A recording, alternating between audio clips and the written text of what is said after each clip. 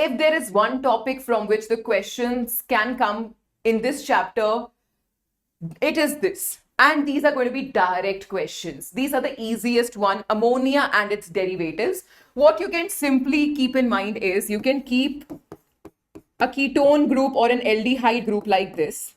And whatever derivative of ammonia you're writing, put the two hydrogens near to the oxygen. Whatever is left over, just put it on the right so that we can simply remove water, so that we can just eliminate water. You can remove water and the product that shall be formed is going to have names which are very, very crucial. So for example, if I get this is with ammonia, you can check.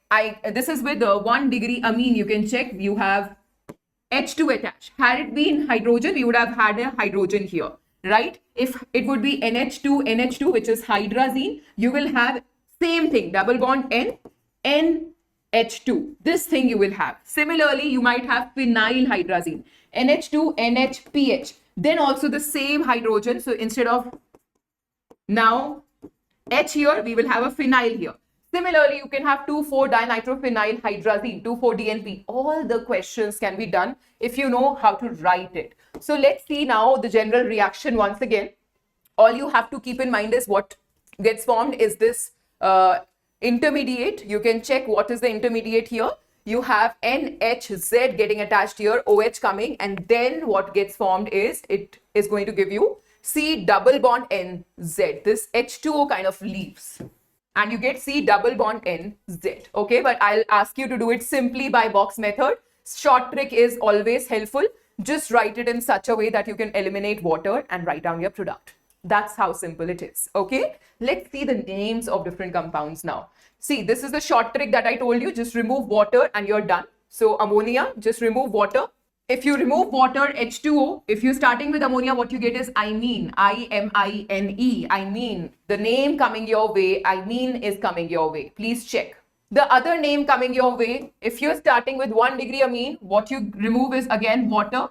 What you will get is C double bond NR. This is your substituted imine, which we call as Schiff's base. What is it? It's a Schiff's base. Next, what you can do is, you can take hydroxylamine, NH2OH, again remove water, so that what you get is C double bond NOH. This is called oxime. The names are important. The concept is very simple. The short trick will help you here. The short trick will make your life very simple here. But the names is something that can get confusing. So be acquainted with the name. The first one that came our way when we used ammonia is imine. When we used 1 degree amine, we got substituted imine, also called Schiff's base, which, let me tell you, is different from Schiff's reagent. We will talk about Schiff's reagent when we deal with practical organic chemistry. Right now, keep in mind, Schiff's reagent and Schiff's base are two different things. What we are getting here is Schiff's base. The third one, we started with hydroxylamine, we get oxime, C double bond NOH. If we start with hydrazine, we get hydrazone. In here, on there, hydrazine, hydrazone. Okay, you can see C double bond NH2, right? Okay, if I take NH2, NHPH, phenyl hydrazine, phenyl hydrazone. If I take semi-carbazide, what is it? Now here you can remember NH2, NHCO, NH2. You have two possibilities. If you write it like this, NH2CO, NH2, you will end up in soup. Hot soup, warm soup, you will be burnt, you'll be hurt. 5 degree burn. 5 degree burn is nothing but -5. 4 marks that you could have got and -1 because you got it wrong. So yeah, this is a 5 degree burn if you write it like this and remove water. You should know that this lone pair is involved in resonance. So basically, if you remember, we had an intermediate which was getting formed, right? NHZ and OH, like that we wrote, if you remember, right? So here you have this lone pair which is involved in resonance. It is not going to act like a nucleophile. Nucleophile is this nitrogen's lone pair which is actually attacking. So you should know this, that what H2 to put in front of the oxygen. If you put it wrong, you're gone. Semi-carbazide giving you semi-carbazone. NH2, NHCO, NH2, everything same. Just remove water and you get this, right? Semi-carbazone. Similarly, 2,4-dinitrophenyl hydrazine, you get 2,4-dinitrophenyl hydrazone. This is a yellow color compound, very important. Wherever you have physical changes, anything that is noticeable from the naked eyes, those reactions, needless to say, become very, very important in chemistry. So if you're starting with 2,4-dinitrophenyl, now you can check the name, 2,4-dinitro. So this is where the hydrazine is attached. This is same as phenyl hydrazine. It's just that at second and at fourth position, 1, 2, 3, 4. We have two nitros here. This is going to give you 2,4-dinitrophenyl hydrazone, a yellow color compound. Okay. Now going ahead, you have questions. Question number 5 for the day. The compound most suitable for the preparation of cyanohydrin. What do you think? We want to create cyanohydrin. Where should we attack? Should we attack it on acid? Should we attack it on amine? Should we attack it on ketone? Should we attack it on a hydrocarbon? Clear? So we should do it on a ketone. Cyanohydrin can react with both aldehydes and ketones. Keep that in mind. Now, there is very interesting thing that I would like to tell you. If you are going to add in a carbonyl compound water, what do you think you get?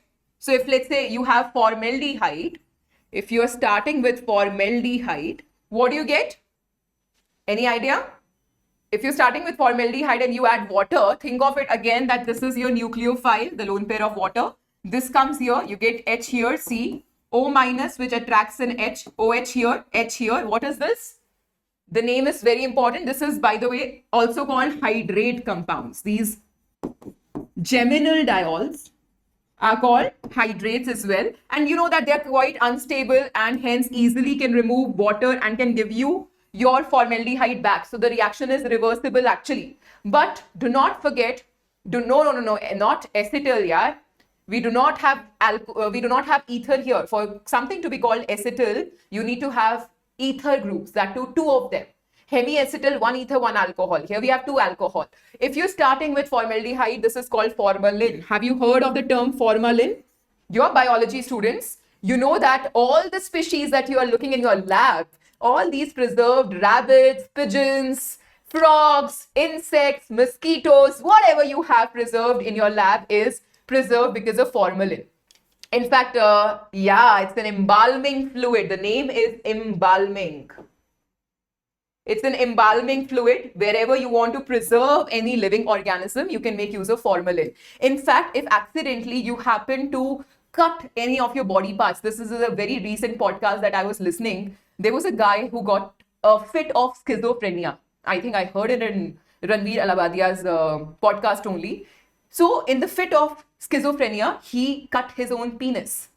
And immediately the family was educated enough that immediately they got formalin from the chemist and preserved the penis in the refrigerator, took him to the hospital, and it could actually be resurrected. He could actually get back his organ. You can see how important this fluid formalin is.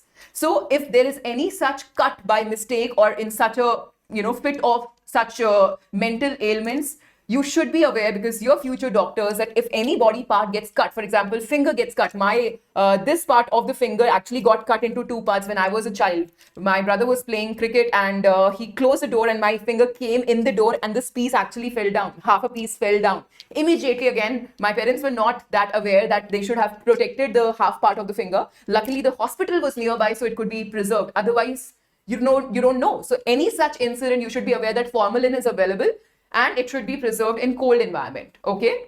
Even have you guys heard of Ashutosh Maharaj?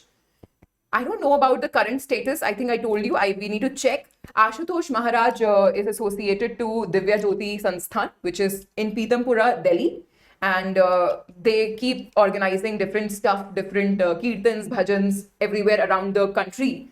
Their head, their spiritual head, who was Ashutosh Maharaj, he went into Mahasamadhi. And everybody assumed that no, his soul will come back. You understand Mahasamadhi, that somebody has in a meditative position given away his soul. But the followers believe that no, the soul will come back. But he was biologically dead, clinically dead. But yeah, the spiritual realms have their own answers, which are beyond logic. So we can't debate, or we shouldn't get into that tangent right now. All that we can say is his body was then preserved in formalin. Formalin, you can understand. It's Jeev Samadhi. You can search on it. I mean, this is a very curious and interesting topic. You can actually search on it. So yeah, this is also one of the very important nucleophilic addition reactions, which becomes important. For us, mind you, it should be maintained at very low temperature conditions, 0 to 2 degrees Celsius. Lower it is better to sustain formaldehyde in a hydrate form. Okay, let's go ahead now and look at another question. Sixth question coming your way. A carbonyl compound reacts with hydrogen cyanide to form cyanohydrin, which on hydrolysis forms a racemic mixture of alpha hydroxy acid. The carbonyl compound is, what do you think? Let's not right now think of whether it's going to be aldehyde or ketone, we don't know. But this is a hack, alpha hydroxy acid on hydrolysis. So when you're adding CN minus to something, so what you should get is RCO. This is going to undergo nucleophilic addition so that what you get is OH here, CN here, and you will have the H here. If you are starting with an aldehyde, you have H here. If you're doing hydrolysis, H3O plus if you're adding, then you know that the CN will get converted to COOH on providing some amount of heat. Okay, so this is going to be 1, 2, and whatever the carbons are, let's just call it 1 carbon for now. So this becomes what? This is your group of interest, right, which is attached on this carbon. So we will call it alpha hydroxy acid. If it was, like you said, it should be an aldehyde. If it was formaldehyde, HCOH, then you will have HCOH, CNH, and then you will have HCOOH, OH and H. So you can see that acid coming up, which on hydrolysis forms a racemic mixture. So another hack here before you provide heat. So this cyanide actually gets converted to COOH in the presence of heat. But let's say even that is not there. It is talking about the racemic mixture. That is second hint that the answer that we should think of cannot be A, C or D. Please see. If I have R here, H here, OH here, COOH here, and the mirror image will be a different compound which is optically active, but is going to rotate the plane of the plane polarized light opposite to this one. The pair of enantiomers get formed here, which is a racemic mixture. But if they both were RCOR or something like this, if you had diethyl ketone or acetone, so if you have C and CNC here, then also it will not work. Or if you have CNC here, then also it will not work. Or if you have H and H, then also it will not work. You will not have racemic mixture. Is it clear? So the answer that we will go with is option B. That's when you have one CH3, one OH, one H and one COH. Clearly it's a chiral carbon. It is going to rotate the plane of the plane polarized light, one isomer clockwise, one isomer anti-clockwise. It's a racemic mixture.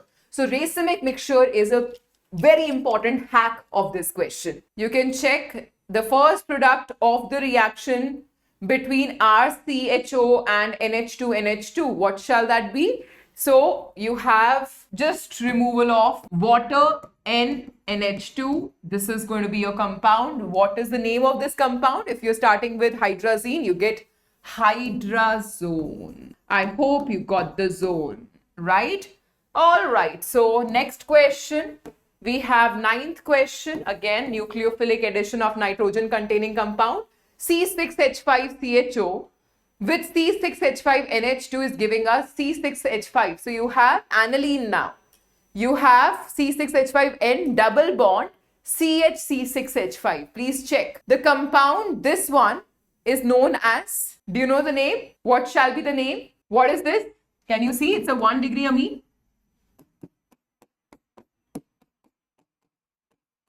Instead of RNH2, you have PHNH2. It's a 1 degree amine. I told you 1 degree amine on reaction with aldehydes or ketones is going to give you Schiff's base, right? Not Schiff's reagent. That was a question asked in AIMS 2002. You can clearly see answer gets confusing if you do not know these two are different stuff. Benedict and Schiff's reagent we will see going ahead.